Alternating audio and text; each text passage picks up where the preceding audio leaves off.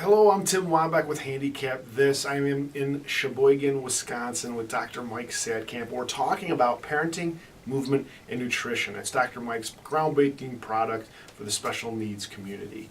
So Mike, one of the things I wanted to ask you is how can parents relate to their special needs children? That's a great question. It's important for all of us to explore and to, in some ways, to work out on our own, but in a lot of other ways to turn to the community and to train programs like parenting, movement, nutrition. Right. We know that our brains are our social organ. And we know that because our brains don't develop very well when we're not touched a lot when we're young, when we don't move around a lot when we're young, and when we don't have nurturing glances, and when we're not taught what's safe and what's not safe by the adult caretakers who are around us. So it's really important to know that much about the brain. Generally, that field is under the subject called attachment. And so I want to define what attachment is. Okay. This is really important, folks.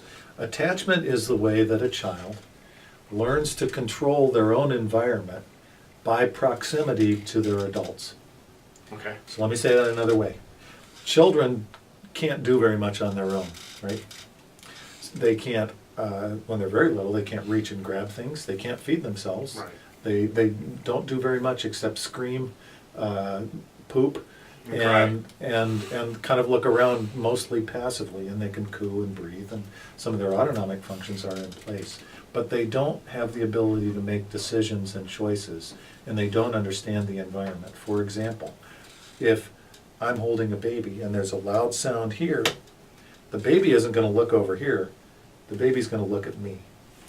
And so that child is learning what's safe in the environment based on my reactions.